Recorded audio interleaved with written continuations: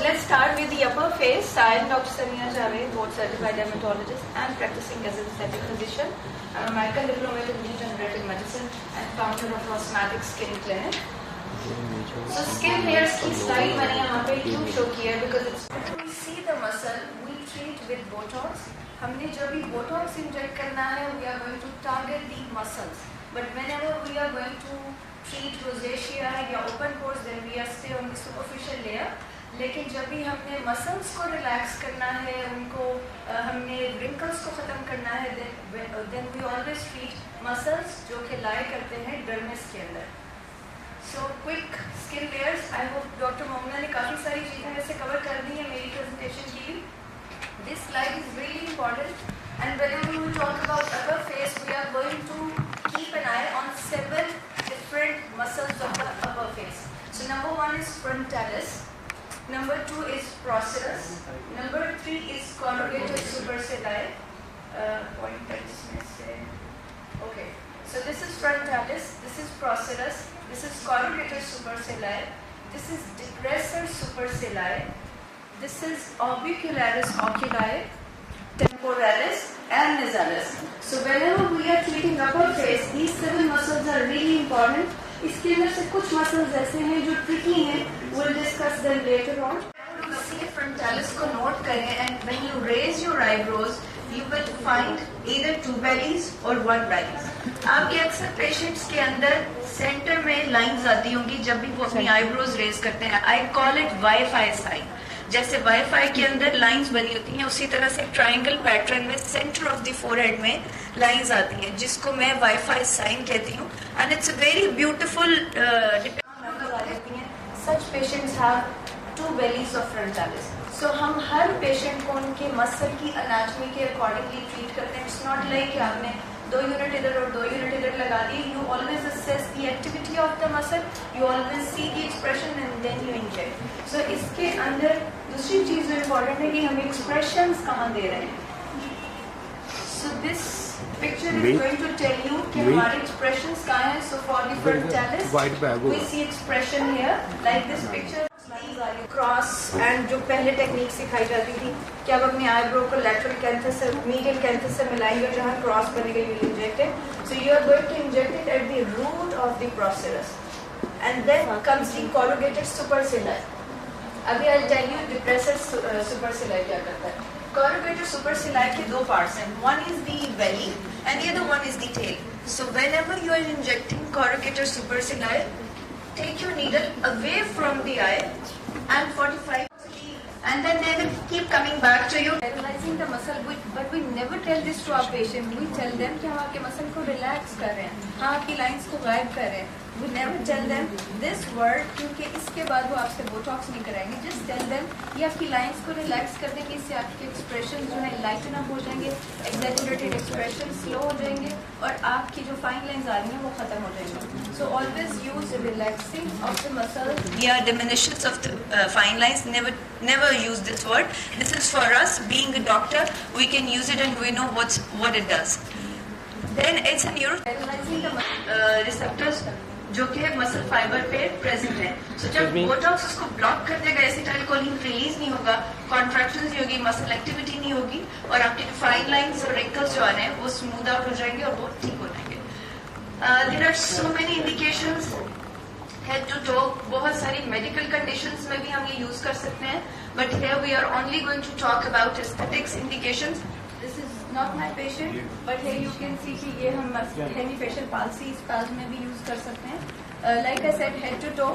From head if we talk about किसी के sir में बहुत ज्यादा पसीना आ रहा है, माइग्रेन्स है, फेशियल एक्सप्रेशन आ जाते हैं, रोजेशिया है, ओपन पोर्स हैं. There are so many indications. If I talk about even body lift में आई डू बोटॉक्स, लेकिन ये आप तब करेंगे जब आपकी बेसिक के ऊपर ग्रिप बहुत ज्यादा हो जाएगी. So if we talk about aesthetic indications, there are so many aesthetic indications like horizontal forehead lines, globular lines, vertical lines भी जिनको कहते हैं, या level lines भी कहते हैं, crowfeets या lateral lines, bunny lines, nasal flare. जैसे एक हमारी सेलिब्रिटी है, बड़ी प्यारी एक्ट्रेस है हमारी सबा कमर.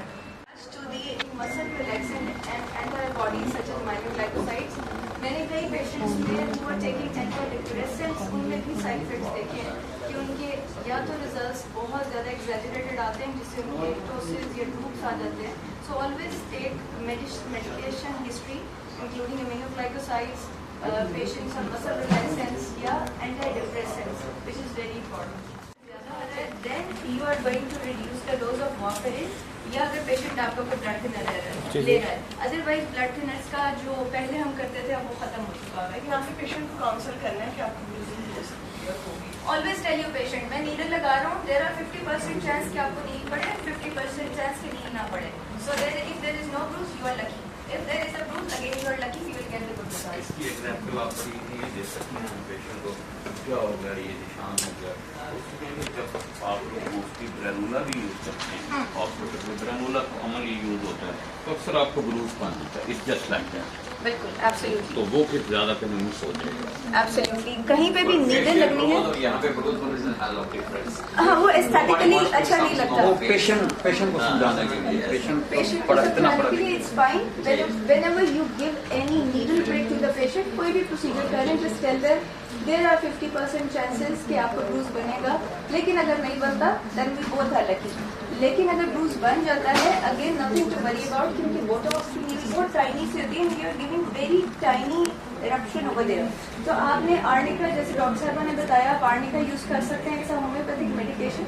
लेकिन अगर ये अवेलेबल नहीं है then you can use allopathic medication which is Hirudoid cream आप यूज कर सकते हैं.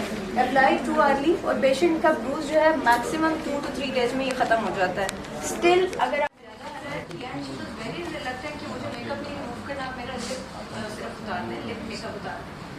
After 7 days she had pus discharge from her lips और शी वॉज वेरी ऑनेस्ट कि उन्होंने मुझे आगे ही बताया कि डॉक्टर साहब मैंने यहाँ से निकल के लिप कलर लगा लिया था, आपकी बात नहीं मानी, मैंने फाउंडेशन और सारा कुछ लगा लिया. बिकॉज मैंने भी नीडल को हमेशा उस सारे एरिया का मेकअप रिमूव करें. कैन यू पेशेंट की 12 से 24 घंटे आपने मेकअप नहीं करना, बिकॉज वो पोक्स जो है they take up the makeup material, they can cause very dreadful infection और पस डिस्चार्ज और आपके रिजल्ट्स को और आपकी reputation.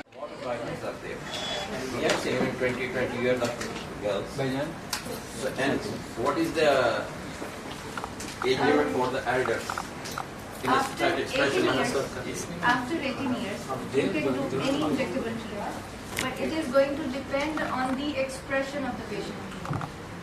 I never inject my frontalis because मैं बहुत कंजूस हूँ एक्सप्रेशन देने में. I always give my expressions from here क्योंकि हमेशा गुस्सा करती हूँ, तो मैं अपना हमेशा ये एरिया इंजेक्ट करती हूँ.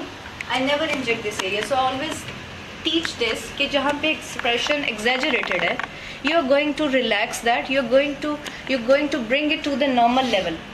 So कोई बंदा बहुत ज़्यादा स्माइल करता है, जो आंखों से मुस्कुराता है, उसके लेटरल लाइंस बहुत ज़्यादा आएंगी. You are going to inject this area to relax and to bring it to the normal level. हमने फ्रोजन लुक नहीं देनी, we are going to give natural expression. और 18 साल के बाद कभी भी कर सकते हैं.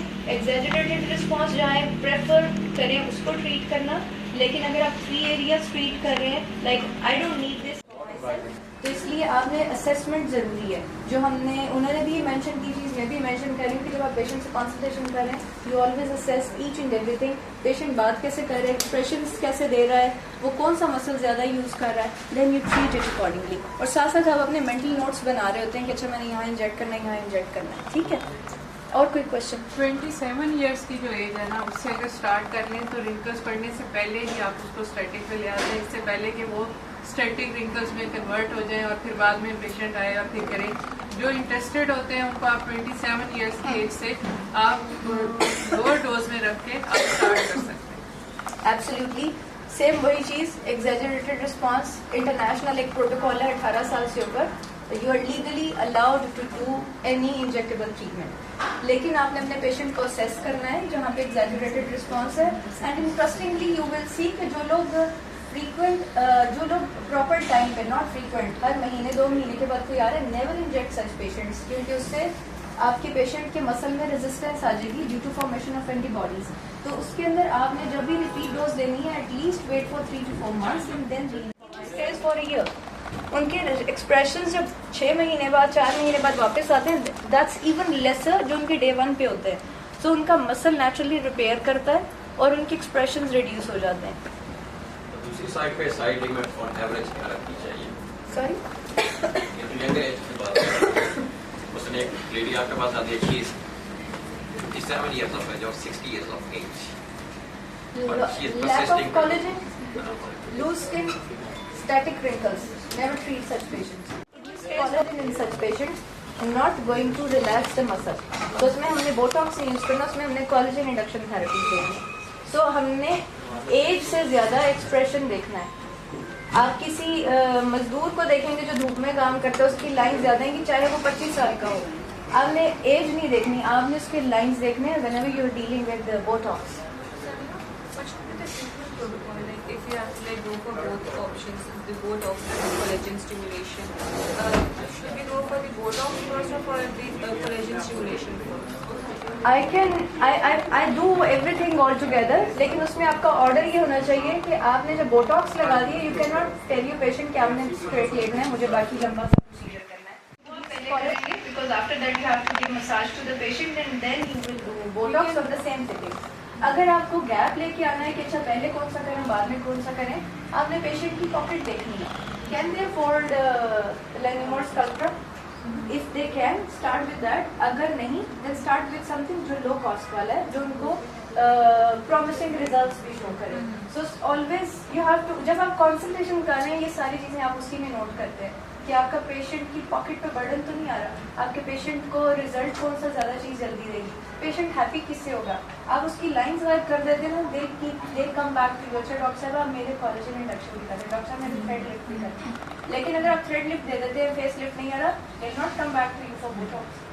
सो आपने देखना है कि पेशेंट का प्रॉमिसिंग रिजल्ट किससे आ रहा है, उसकी पॉकेट पे बर्डन ना आए, उसको इफेक्ट किससे अच्छा आ रहा है. ये तमाम चीजें आपने अपनी कंसल्टेशन में असेस करनी है. थोड़ा लिस्ट कर देंगे कौन से कोलेजन आप यूज कर रहे हैं? मैं पर्सनली ज्यादा जो यूज करती हूँ Sculptra and Gouri. Gouri is PCL, Sculptra is PLL. Otherwise Pakistan में बहुत सारे अवेलेबल है, लाइक लेनिमा अवेलेबल है,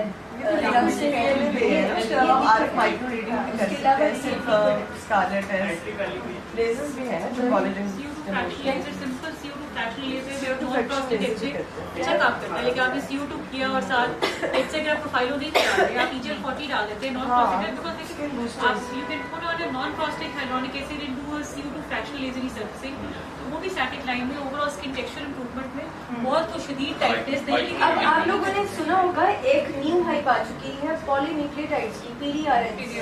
it's the next big thing in the world. ठीक है, ये वो चीजें हैं जो आपको पहले करेगा. पूछ रहे हैं collagen induction. PDRN salmon derived fish derived product है, नेचुरल है, और जो बाकी सारा कॉम्बिनेशन है अमीनो एसिड्स डैमेज सेल्स को रिपेयर करते हैं, तमाम चीजें कोलेजन इंडक्शन में काम करती है. So you can use anything like that. Jalupro है, स्किन एक्सोसोम्स आ गए हैं. Dr. Sanya, do we need to aspirate while injecting Botox? Like specifically around अगर आपने कोई 4 यूनिट वेसल में डाल भी दिए ना, तो you are not going to give any side effect. But हाँ, ब्रूज बन जाएगा and you can tackle your bruise. अगर आप थोड़ा सा उसको ट्रिकी तरीके से देखें तो आपका ब्रूज कहीं पे भी बनता है, हम फिलर कर रहे हैं, थ्रेड कर रहे हैं, तो नॉर्मली क्या करते हैं, वहाँ पे हम 2 मिनट्स के लिए फर्म प्रेशर दे देते हैं, ब्रूज नहीं बनेगा. ठीक है, वहाँ पे हल्का सा येलोइश टेंज जाएगा बट ब्रूज नहीं बनेगा. बट बोटॉक्स में हम प्रेशर नहीं दे सकते हैं. तो बोटॉक्स में व्हाट आई डू कि फॉर एग्जांपल अगर ये ब्लैक बना है तो मैं उसको अपवर्ड डायरेक्शन में पुल करके नीचे से प्रेशर देती हूँ, सो दैट अगर मेरा प्रोडक्ट डिफ्यूज भी होना है तो अपवर्ड डायरेक्शन में डिफ्यूज हो. I never go perpendicular whenever I give pressure, ताकि वो इस तरह से डिफ्यूजन देना जाए. सो मैं नीचे से प्रेशर देती हूँ अगर मेरा ब्रूज बन रहा हो, क्योंकि इतनी छोटी सी नीडल पे जब आप वेसल हिट करते हैं तो आपको उसी वक्त समझ आ जाती है. सो आपने नीचे से प्रेशर देना है. ये कहते हैं कि कैसे खराब करता है, मैंने ये पढ़ा है, असर मैंने प्रैक्टिकली देखा नहीं. हम तो सेलाइन वाली बहुत ही कर रहे हैं, बट ऐसे जब हमने पढ़ा वो कहते हैं कि जी एफिकेसी खराब करता है और डीनेचर कर देता है उसको, एफिकेसी आपकी खराब करेगा. तो सेलाइन कहते हैं always teach your assistant to wipe away.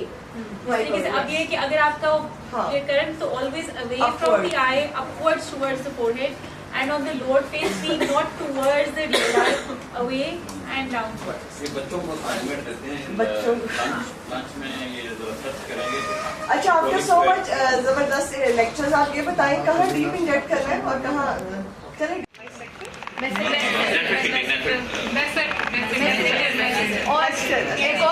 Free है।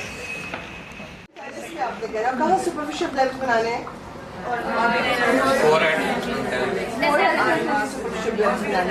आपने के जो लगाए हैं और जो ब्रूज है ना लाइट अच्छी होनी चाहिए। अगर थिन स्किन होती है तो आपको कैपिलरीज वो नजर भी आ रही है। तो अगर आपका अच्छी लाइट से भी आप यू कैन अवॉइड खास तौर पे ये पहली इसके ठीक। उसके अलावा आप हमेशा ट्राई करें कि आपने एक अच्छा इंजेक्टर फिजिशियन बनना, इंजेक्टर टेक्नीशियन ही बनना। तो आपके हाल में लिप्टोसिस क्यों होता है? लिप्टोसिस क्यों होता है अगर हो गया?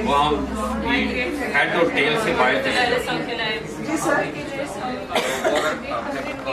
के जो टेल है उस पर आपने डीप इंजेक्शन लगा दिया तो may be you will paralyse the superior palpebral muscle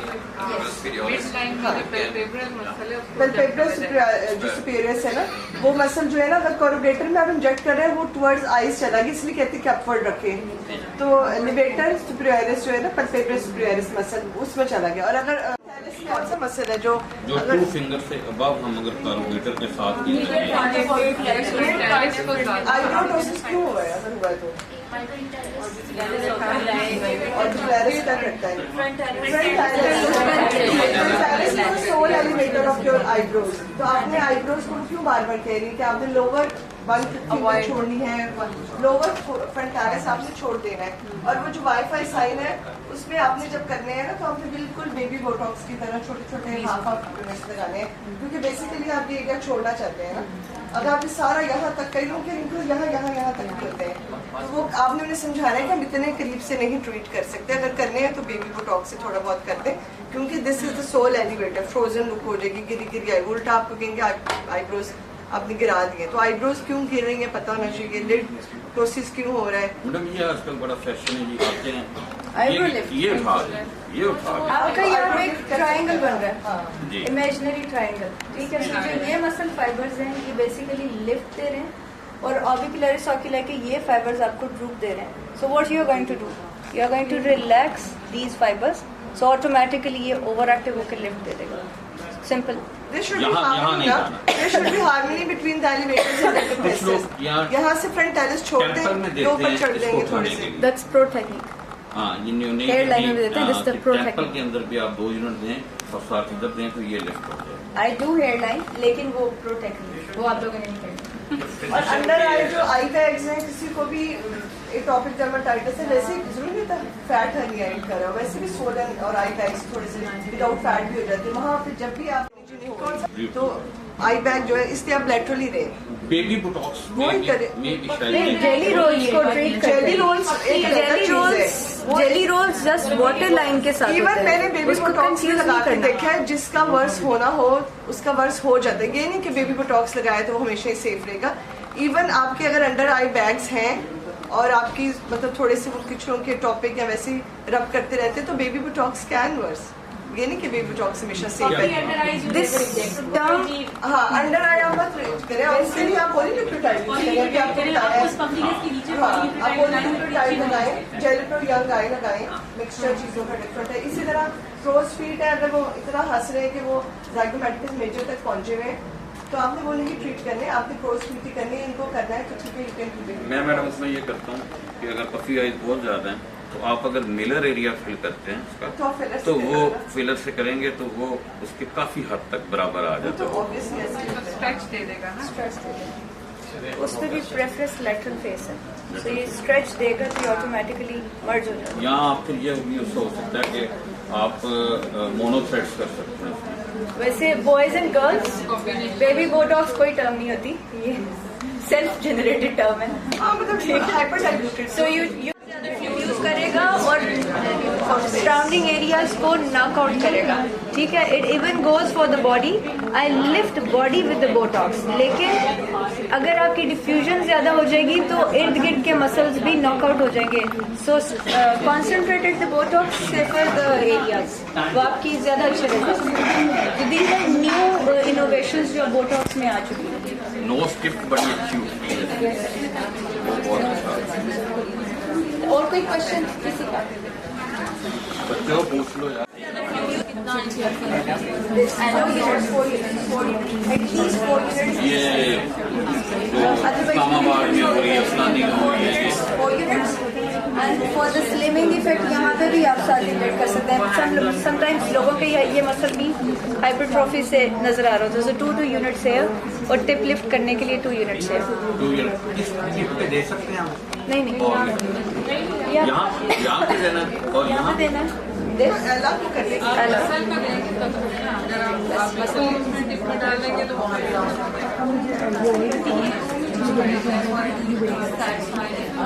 कितना इजी आपने दिए और इंजेक्ट करना है तो आप पेशेंट को क्या कमांड देंगे? क्या करेंगे साइड पे